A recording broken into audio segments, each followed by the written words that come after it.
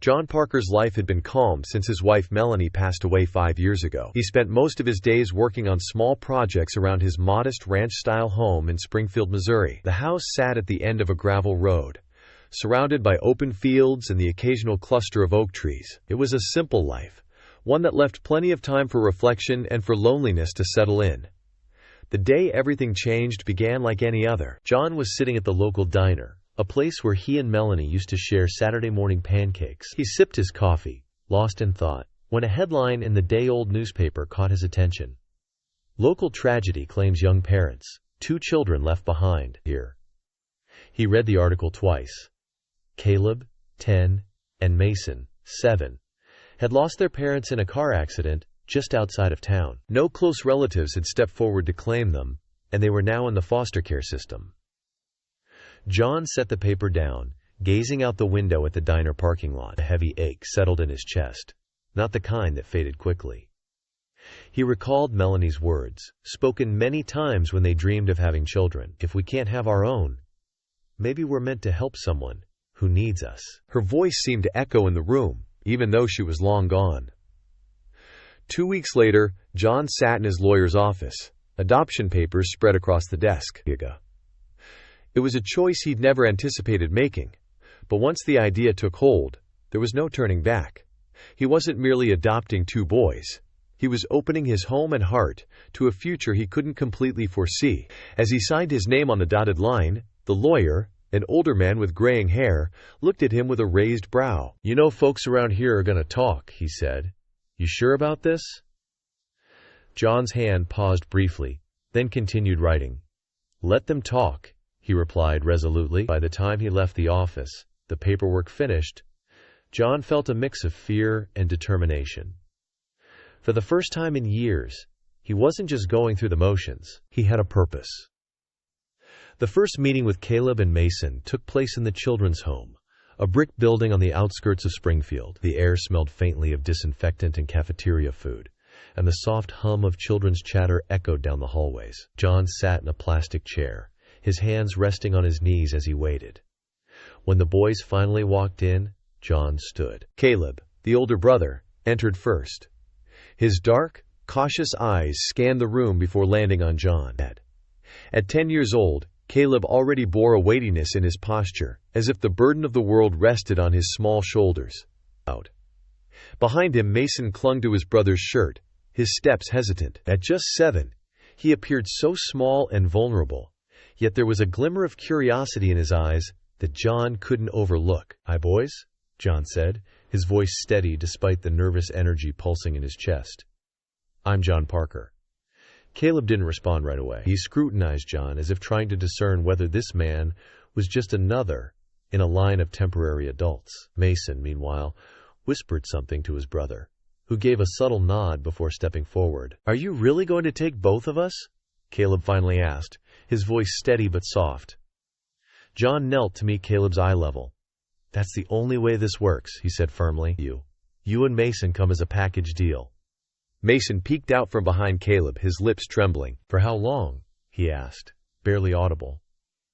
"For good," John answered, the weight of his words sinking deep into the room. "This isn't just for now. I'm here for the long haul. You boys are going to have a home with me." The words hung in the air, heavy with promise. For a moment, the boys seemed uncertain whether to believe him. But then something shifted. Mason let go of Caleb's shirt and stepped forward, his small hand reaching out.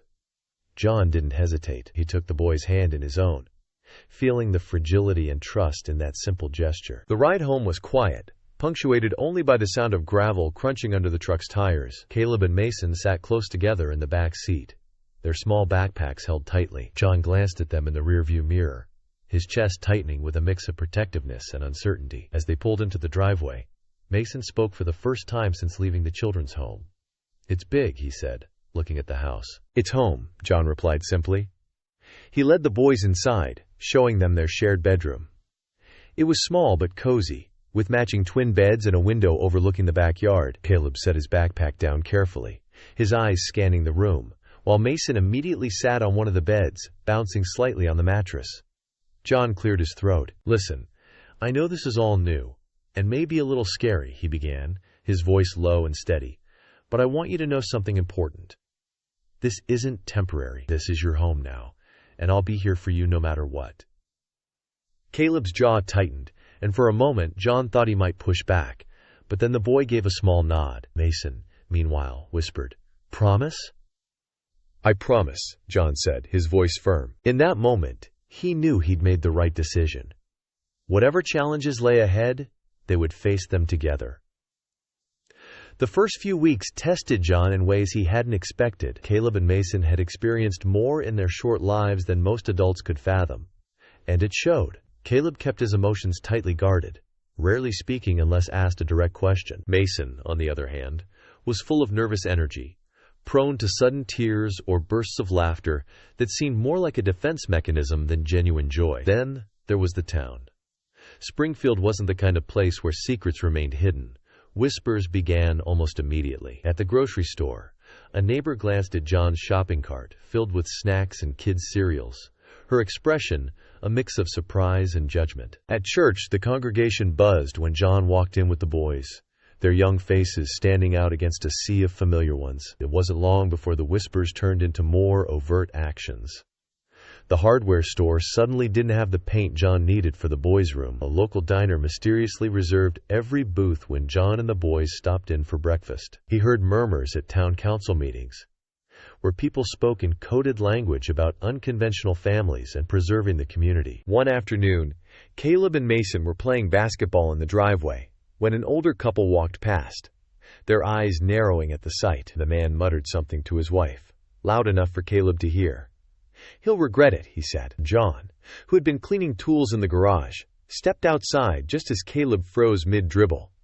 The boy's face was carefully blank, but John saw the tension in his shoulders. He walked over, placing a firm hand on Caleb's shoulder. "Don't listen to them," John said, his voice steady. "Some people talk because they don't know how to think.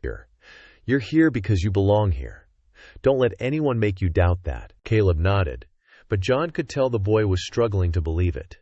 Nighttime was the hardest. Mason had nightmares, vivid, terrifying ones, that sent him running into John's room in tears. The first time it happened, John sat with him on the edge of the bed, his arm wrapped protectively around the boy's trembling frame. "Was it about the accident?" John asked gently. Mason nodded, burying his face in John's chest. "I miss them," he whispered. "I know you do," John said, his voice thick with emotion. "It's okay to miss them. It's okay to feel sad. But I'm here now, Mason.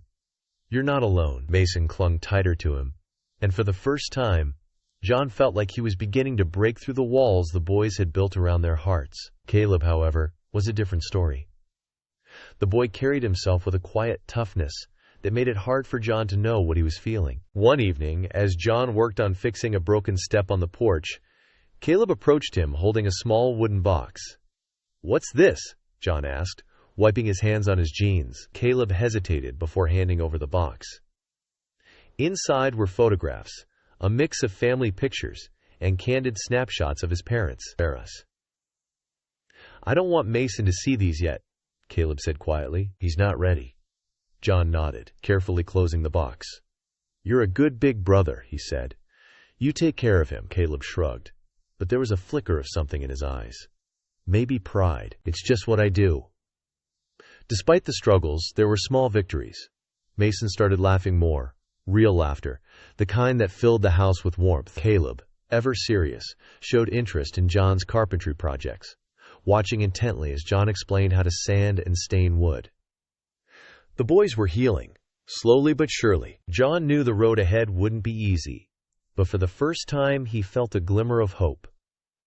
Spring came early that year, bringing warmer days and brighter skies. John saw it as a chance to involve the boys in the community. Despite the skepticism that lingered around town, he signed them up for youth sports, Caleb for basketball, and Mason for soccer, and decided they'd all pitch in at the upcoming town cleanup day. The first game day didn't go as smoothly as John had hoped. Caleb, wearing his freshly issued basketball jersey, walked onto the court with his team, only to be met with stares from the parents on the sidelines. John noticed some of them whispering, their gazes darting from Caleb to him. The game started, and Caleb's talent quickly became apparent. He was fast, precise, and completely focused. By halftime, even the most skeptical parents had to acknowledge the boy was good. Still, the air felt thick with tension. After the game, as Caleb walked off the court, John saw one of the other parents approach him. The man, wearing a baseball cap and a skeptical expression, extended his hand. "He's got real talent," he said gruffly.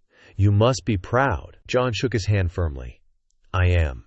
He's worked hard." It wasn't a complete thought, but it was a start. At the town cleanup day, things took another step forward. Volunteers gathered in the town square, armed with brooms, garbage bags, and gloves. John and the boys joined a group assigned to repaint the gazebo. As they worked, Mason's chatter filled the air, drawing smiles from a few older volunteers. "Mr. Parker," one woman said, wiping her hands on her apron as she took a break. "Mason's got a way of making work feel a little lighter. He's a bright kid, he is," John replied, watching Mason laugh as he tried to paint a straight line on the gazebo railing. Caleb, more reserved, worked diligently beside him, his strokes even and precise. As the day went on, more people began to engage with the boys. Caleb demonstrated his knack for carpentry when he fixed a wobbly bench, earning a nod of approval from one of the older men. Mason, meanwhile, managed to organize a small group of kids to help clean up trash around the park. By the end of the day, the atmosphere had shifted. People were no longer just tolerating John and the boys. They were starting to see them as part of the community. The true turning point came when Mason entered the town's annual Spring Festival art contest. He spent days working on a painting of his late parents, a heartfelt tribute that captured their love and warmth. When he submitted it, John wasn't sure how it would be received. On the day of the festival, Mason's painting was displayed alongside others in the town square. People stopped to admire it, their expressions softening as they took in the emotion behind the brushstrokes. When the winners were announced, Mason's name echoed through the square. The applause that followed was genuine. And as Mason walked up to receive his ribbon, John saw something shift in the crowd. The boys' joy was contagious, and for the first time, the whispers of judgment seemed to fade. That evening, as they walked home, Caleb spoke up. "It feels different," he said quietly. "What does?" John asked. "People," Caleb replied, glancing back at the square where the festival lights still twinkled. "They're not looking at us the same way." John smiled. "That's because they're starting to see what I see. Two amazing kids who belong here." It started as a distant rumble late one afternoon, the kind of storm the local news had been warning about for days. By evening, the sky turned a bruised gray, and the winds picked up, bending the trees in John's backyard. Caleb and Mason stood by the living room window, their faces lit with a mix of fascination and fear. "Will it be bad?" Mason asked, his voice barely above a whisper. John put a reassuring hand on his shoulder. "Storms can be tough, but this house has withstood worse. We'll be okay." The power flickered, then went out completely. John grabbed a flashlight and led the boys to the basement. The sound of rain pounding against the roof was deafening, accompanied by the occasional snap of branches breaking in the wind. Caleb sat close to Mason, his arm wrapped protectively around his younger brother. When the storm finally passed, John led the boys upstairs. They stepped outside to survey the damage. Shingles scattered across the yard, branches strewn everywhere, and a portion of the fence leaning precariously across the street. A neighbor's roof had partially caved in. The sound of sirens filled the air as emergency vehicles navigated the flooded streets. John took a deep breath and turned to the boys. "Let's get to work," he said. "There are people out there who need help." The next few days were a blur of activity. John and the boys spent every waking hour assisting neighbors with repairs. They cleared fallen branches, hammered plywood over broken windows, and distributed supplies from the community center. Mason quickly became a favorite among the neighbors, his cheerful demeanor providing a sense of normalcy amid the chaos. At one point, he handed a bottle of water to an elderly woman who patted his cheek and said, "You've got a good heart, young man." Caleb, meanwhile, worked quietly but tirelessly, his focus unshakable. He spent hours helping John patch up roofs and secure unstable structures. One neighbor, a gruff man who had barely acknowledged John before, stopped by to express his gratitude. "You're raising good boys," he said simply. "I'm just helping them be who they already are," John replied. The storm had brought the town together in unexpected ways. People who had once kept their distance now worked side by side with John and the boys. At the community potluck organized to thank the volunteers, Mason and Caleb sat among their peers, laughing and sharing stories like they'd lived in Springfield their entire lives. When the mayor stood to give a speech, he singled out John and the boys. "In times like these, we see the true character of people," he said. "John Parker and his sons have shown us what it means to care for others, no matter the circumstances." The applause that followed was thunderous. And for the first time, John felt like the town had truly accepted his family. That night, as they sat around the dining table eating leftover potluck dishes, Mason looked up at John. "Do you think Mom and Dad would have been proud of us?" he asked softly. John set his fork down, his throat tightening. "I know they would have been," he said, his voice firm, "and I'm proud of you too." Caleb glanced at Mason, then at John. "We're proud of you too," he said. The words were simple, but they carried a weight that made John's heart swell. The weeks following the storm marked a turning point for John, Caleb, and Mason. The once closed doors of Springfield began to open, albeit slowly. People who had previously avoided them now waved as they passed, and the murmurs of disapproval gave way to conversations. The family's efforts during the storm had left a mark on the town.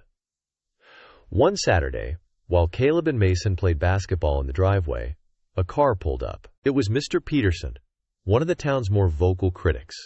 He stepped out, holding a small toolbox. "I heard you're fixing that old gazebo down at the park," he said, his tone awkward. "Thought you might need an extra pair of hands." John hesitated for a moment, then extended his own hand. "We could use the help," he said. That afternoon, Caleb worked alongside Mr. Peterson, sanding the gazebo rails, while Mason helped apply a fresh coat of paint. By the end of the day, the once dilapidated structure gleamed, and Mr. Peterson stayed long enough to share lemonade with the family on their porch. It wasn't an apology, but it was a step toward reconciliation.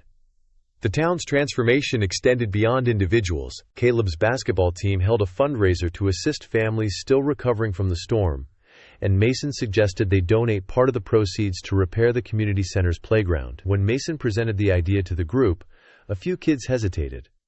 "What if we don't raise enough?" one boy asked. Mason grinned. "Then we'll keep going until we do." The fundraiser was a success, and the sight of Mason handing over a check to the community center director was enough to soften even the hardest hearts. Not everyone was quick to change. At a town council meeting, Mrs. Aldridge, an older woman known for her sharp tongue, stood to voice her concerns. "I still think this is all too much. Too fast," she said, her words pointed but lacking the edge they once carried. Before John could respond, Caleb raised his hand. The room fell silent as the boy stood. "People can change," Caleb said, his voice steady.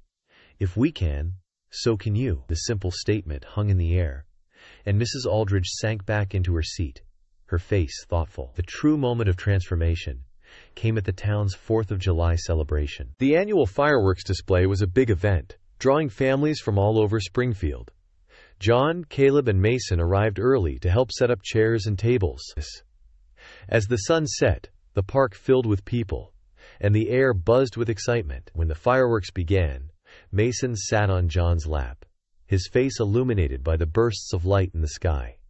Caleb sat beside them, his expression a mix of awe and contentment. As the final firework exploded in a shower of gold and silver, John looked around at the crowd. For the first time, he felt like they weren't just tolerated, they were part of the town. Mason leaned his head against John's chest. "We belong here, don't we?" John smiled, his eyes misting. "Yeah, buddy, we do." 10 years passed, and Springfield looked different in many ways. New businesses had sprung up. The once crumbling playground was now a bustling hub of activity, and the gazebo Caleb and Mason had helped restore still stood as a symbol of resilience. But it wasn't just the town's physical changes that mattered. It was the people. John Parker's house had become a gathering place over the years, where neighbors felt welcome, and kids came to shoot hoops in the driveway. His sons, now grown men, had carved out meaningful lives for themselves, while still carrying the lessons learned in that little house at the end of the gravel road. Caleb, now 20, was studying architecture at the University of Kansas. He often returned home on weekends to help with community projects, his designs bringing new ideas to life. His latest project was a town mural featuring images of the storm and the recovery that followed, honoring the unity that had grown in its aftermath. Mason, 17, had taken a different path. With his natural charisma and ability to connect with people, he led youth outreach programs at the local community center. He worked tirelessly to ensure that kids from all backgrounds had opportunities to thrive, offering mentorship and organizing events that bridged divides. On a warm summer evening, the town gathered for a dedication ceremony at the community center. A plaque was unveiled, reading, "In honor of the Parker family, for teaching us what it means to be a community." John stood at the back of the crowd, his arms crossed as he watched his son speak. Caleb talked about the importance of building spaces that brought people together, while Mason shared stories about the kids he'd worked with and the difference a little kindness could make. When the speeches were over, Caleb found John near the food tables. "We couldn't have done any of this without you," he said. John shook his head, his voice low. "No, son, you both made your own paths. I just gave you the tools." As the crowd dispersed, Mason walked over carrying 2 plates of pie. "I saved the last pieces for us," he said with a grin. John chuckled, taking a plate. Good to know some things don't change. The 3 of them sat on a bench near the playground, eating in comfortable silence. The sky darkened, and the first stars appeared, twinkling faintly above. "I think Mom would have been proud," Caleb said suddenly, his voice soft. John looked at his sons, his chest swelling with pride. "She would have been, and so am I." For a moment, none of them spoke. The distant sounds of laughter and conversation filled the air, a reminder of how far they'd all come. Caleb and Mason had grown into men of character and compassion, leaving behind a legacy of their own. As the night deepened, John realized that the house he'd built wasn't just a home for 2 boys. It was a foundation for a better future, one that would ripple far beyond Springfield.